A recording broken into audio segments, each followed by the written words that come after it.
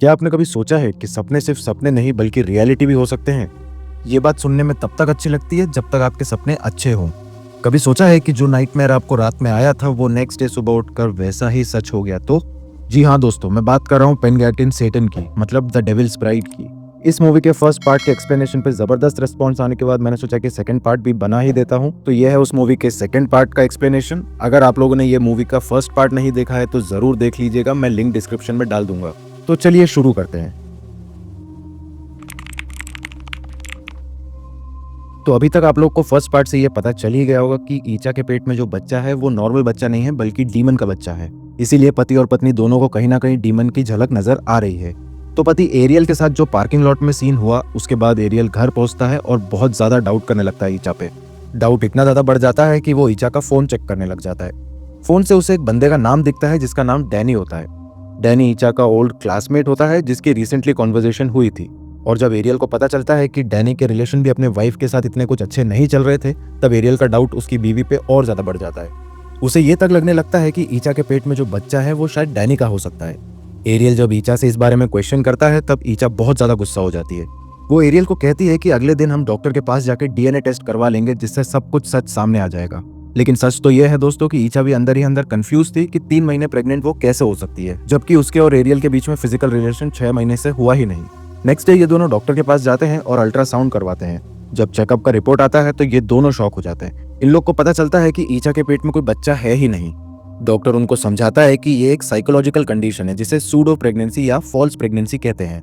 इस कंडीशन में वुमेन की बॉडी इस तरह से बिहेव करती है जैसे कि वो प्रेग्नेंट हो। लाइक फॉर एग्जाम्पल पीरियड्स रुक जाते हैं और पेट भी ऐसा स्वेल कर जाता है जैसे कि वो प्रेग्नेंट हो, बट एक्चुअल में वूम में कुछ होता ही नहीं है।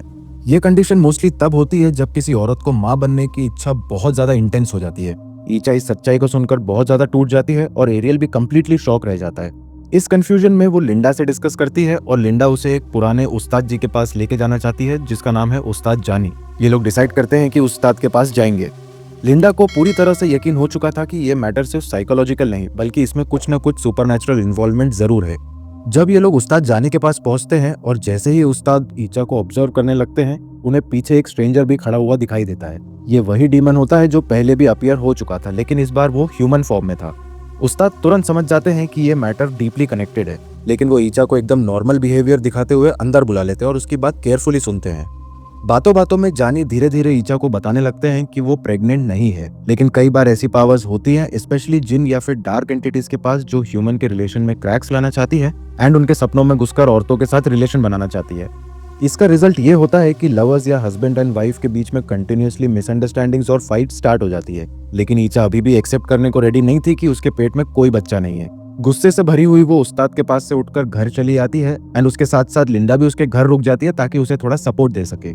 लिंडा उसे कन्विंस करने की ट्राई करती है, उसकी फीलिंग्स को केयरफुली सुनती है एंड उसको लाइट फील करवाने के लिए उसको एक दोस्त की तरह बात करती है। लेकिन जैसे ही लिंडा वापस अपने घर के लिए निकलती है, उसे घर से कुछ ही दूर पर रोड साइड पे एक छोटी सी बिल्ली का बच्चा दिखाई देता है। लिंडा इंसानियत के नाम पर उसको उठाती है और रोड के साइड से हटाकर रख देती है, पर जैसे ही वो अपनी स्कूटी की तरफ बढ़ती है तो उसे फील होता है कि वही बिल्ली उसके पीछा कर रही है। जब वो मुड़कर देखती है तब वहाँ पे कोई नहीं होता। लिंडा को डाउट होता है एंड जहाँ पे उसने बिल्ली के बच्चे को रखा था वहाँ पे चेक करने जाती है। वहाँ पे उसे बिल्ली तो नहीं मिलती, लेकिन एक ह्यूमन की तरह एक शैडो नजर आती है जो कि थोड़ी सी अजीब थी। जैसे ही वो थोड़ा नजदीक जाकर चेक करती है तब उसे पता चलता है कि ये कोई नॉर्मल इंसान नहीं बल्कि वही जिन है जो ईचा को इतने दिन से परेशान कर रहा था। इससे पहले कि लिंडा कुछ कर पाती, वो जिन उस पर अटैक कर देता है और उसको मौत के घाट उतार देता है। इसी मोमेंट पर दूसरी तरफ ईचा को एक बहुत खतरनाक सपना आता है और वो डर कर जग जाती है। उसे अपने सपने में लिंडा की मौत का कंप्लीट सिनेरियो दिखाई देता है एंड वो इतना ज्यादा पैनिक कर जाती है कि वो लिंडा के घर पे भागने लगती है। रास्ते में उसको एक झुंड दिखाई देता है लोगों का। वो जैसे ही वहां चेक करने जाती है तो उसको लिंडा की बॉडी खून से लथपथ मिलती है। ये देखकर ईचा बहुत ज्यादा टूट चुकी थी और बहुत ज्यादा रोने लगी थी। इतने में एरियल भी ईचा को इस कंडीशन में देख लेता है और उसकी तरफ भाग के आकर उसको सपोर्ट करने का ट्राई करता है। लेकिन जैसे ही उसकी नजर ईचा के पेट पर जाती है तो वो बहुत ज्यादा शॉक रह जाता है। पेट इतना ज्यादा फूल चुका था मानो कि वो 7-8 महीने प्रेग्नेंट हो, जबकि सच्चाई तो ये है कि मेडिकली ऐसा कुछ कंफर्मेशन नहीं है कि ईचा अभी भी प्रेग्नेंट है। अब ईचा को उस्ताद जानी की बातें धीरे धीरे समझ में आने लगी थी। वो एरियल को सब कुछ कन्फेस कर देती है, जैसे कि अपने ड्रीम्स के बारे में, उस जिन के इन्फ्लुएंस के बारे में, और अभी तक ये सारी चीजें एरियल से क्यों छुपाई इस बारे में भी। एरियल भी इस बार उसके इमोशंस को समझता है और उसको मेंटली सपोर्ट करने का डिसीजन लेता है। ईचा को ऐसा लगने लगा था कि लिंडा की मौत उसकी वजह से हुई है। उसे ऐसा फील होने लगा था कि लिंडा इसीलिए मारी गई क्योंकि उसने उसे बचाने के लिए उस्ताद जी के पास लेके गए एंड इसी वजह से उसको अपनी जान देनी पड़ गई। वो एरियल और अपनी छोटी बहन ईमा के साथ वापस उस्ताद जानी के पास जाती है। उस्ताद इस बार एक डीप स्पिरिचुअल सेशन स्टार्ट करते हैं। वो एक छोटा सा एक्सोर्सिज्म जैसा स्टार्ट करते हैं ताकि ईचा के अंदर जो इविल स्पिरिट है वो भाग जाए। चैंटिंग के बीच में ईचा की बॉडी एकदम से तड़पने लगती है एंड उसका फेस ट्रांसफॉर्म होने लगता है। फिर उसके अंदर से वही जिन बोलने लगता है और कहता है कि मैं ईचा का हस्बैंड हूँ। जिन आगे कहता है कि ईचा को कोई और टच नहीं कर सकता मेरे अलावा। लेकिन उस्ताद बिना किसी डर के मंत्र कंटिन्यू रखते हैं। मंत्र पढ़ते दौरान ईचा के पेट में इतना ज्यादा पेन स्टार्ट होने लगा था जैसे कि उसके अंदर एक डिमोनिक चाइल्ड अपने आप बड़ा हो रहा हो। ऐसा लग रहा था कि उसके अंदर जो डिमोनिक बच्चा है वो भी इन मंत्रों से परेशान हो रहा है। फाइनली जैसे ही मंत्र पढ़ना खत्म होता है ईचा की बॉडी शांत हो जाती है, वो एकदम नॉर्मल हो जाती है। उस्ताद रिवील करते हैं कि उनका सामना कासिम नाम के एक पावरफुल जिन के साथ हुआ है। कासिम एक ऐसा जिन है जो कपल्स के रिलेशनशिप में बहुत ज्यादा दरार बनाने के लिए मशहूर है। वो अक्सर औरतों के सपनों में आता है और उनके साथ रिलेशन बना के उनको कंफ्यूज कर देता है। उसने ईचा को भी इसी तरह से फंसाया है और उसकी प्रेगनेंसी दरअसल मेंटल, इमोशनल और स्पिरिचुअल ग्रिप का कॉन्सिक्वेंस है, ना कि बायोलॉजिकल प्रोसेस का। अब उस्ताद ईचा को एडवाइस देते हैं कि वो रेगुलरली रुकिया करवाती रहे। रुकिया इस्लाम में एक स्पिरिचुअल हीलिंग मेथड कंसिडर किया जाता है। इसमें कुरान के स्पेसिफिक वर्सेस को हर रोज पढ़ना होता है और हर टाइप के प्रॉब्लम के लिए अलग अलग वर्सेस डेजिग्नेटेड होती हैं। उस्ताद भी ईचा को पेपर पर सारे वर्सेस लिख के दे देते हैं जो कि उसको हर रोज पढ़ने हैं ताकि वो स्पिरिचुअली प्रोटेक्टेड रहे। घर वापस आने के बाद ईचा और एरियल साथ में बैठकर डिस्कस करते हैं। ये लोग मान लेते हैं कि इन दोनों के बीच में जो गैप आया है वो इन दोनों ने ही क्रिएट किया है और यही दोनों रिस्पॉन्सिबल हैं। ये लोग एक दूसरे से माफी मांगते हैं और रिलेशनशिप को फ्रेश स्टार्ट देने का डिसाइड करते हैं। अब अगले कुछ हफ्तों तक सब कुछ नॉर्मल और शांत था। ईचा का दिमाग भी अब कहीं ज्यादा स्टेबल हो गया था और कोई भी डरावने सपने नहीं आ रहे थे। एरियल भी उसका पूरी तरह से ध्यान रखता था और 14 दिन बीत जाते हैं एंड जिन ने उससे कांटेक्ट नहीं किया था। एक दिन जब दोनों डिनर के लिए बाहर जाते हैं तब एरियल उसे इन्फॉर्म करता है कि उसकी कंपनी उसे ट्रांसफर करना चाहती है। दूसरे ऑफिस के ब्रांच में उसका प्रमोशन तो पक्का है लेकिन सिटी दूसरी रहेगी। शुरुआत में एरियल बहुत ज्यादा अनसर्टेन होता है। वो सोचता है कि मैं शायद नहीं जाऊं क्योंकि वो ईचा के सिचुएशन को लेकर बहुत ज्यादा सोच रहा था। लेकिन जब ईचा उसे विश्वास दिलाती है कि अब सब कुछ ठीक हो चुका है तो वो अग्री कर लेता है जाने के लिए। अगले दिन एरियल दूसरी सिटी जाने के लिए निकल जाता है। उसके जाते ही ईचा को घर बहुत ज्यादा खाली खाली लगने लगता है। वो ईमा को कॉल करती है कि कुछ टाइम के लिए वो उसके पास आ जाए, लेकिन ईमा अपनी शिफ्ट की वजह से नहीं आ पाती। ईचा अकेलापन दूर करने के लिए उस्ताद द्वारा दी गई वर्ड्स रिसाइट करने लगती है। फिर उसके बाद वो टीवी ऑन करती है और सोफा पे ही लेट जाती है। वहीं उसे थोड़ा भारीपन महसूस होने लगता है। ऐसा लगता है कि कोई आंखें उसे देख रही है। सुबह होते ही वो अपने ऑफिस के लिए निकल जाती है। वहां पहुंचते ही ऑफिस का माहौल बहुत ज्यादा अजीब होता है। सब लोग उसे घूर रहे होते हैं एंड बहुत अजीब बातें कर रहे होते हैं। सब लोग एक ही बात रिपीट कर रहे थे जैसे कि कोई सभी लोगों को कंट्रोल कर रहा हो। सब बार बार तुम मेरे हो बोलते रहते हैं और इससे ईचा बहुत ज्यादा घबरा जाती है। ईचा इतना ज्यादा घबरा जाती है कि वो अपना काम तुरंत छोड़कर घर वापस आ जाती है। उस रात ईमा उसके पास आ जाती है और ईचा बहुत ज्यादा डरी हुई थी। उसे ऐसा फील होने लगता है कि वो वापस से इस सिचुएशन में फंस चुकी है। वो खुद को ब्लेम कर रही थी कि शायद किसी एक डिसीजन की वजह से फिर से सब कुछ बेकार हो गया। ईमा उसे भरोसा देती है कि जैसे ही एरियल वापस आएगा ये लोग उस्ताद के पास वापस चले जाएंगे। तभी एरियल का कॉल आ जाता है। वो रास्ते में ही था और कुछ घंटे में वापस घर पहुंचने ही वाला था।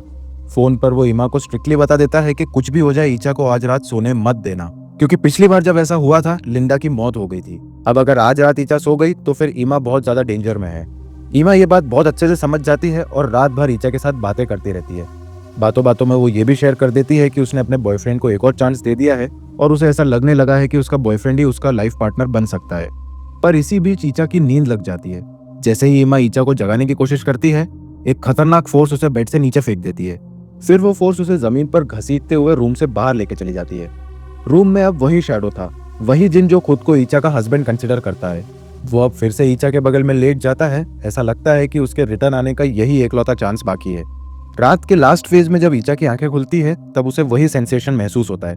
उसे अपना शरीर बहुत भारी लगता है और उसका पेट पहले से ज्यादा फूला हुआ था, जैसे कि वो फिर से प्रेग्नेंट हो गई हो। अब यहाँ ये सवाल आ सकता है कि ईचा इतनी जल्दी कैसे प्रेग्नेंट हो गई। लेकिन नोटिस करने वाली बात यह है कि जिन की दुनिया में टाइम वैसा नहीं चलता जैसे हम इंसानों की दुनिया में चलता है।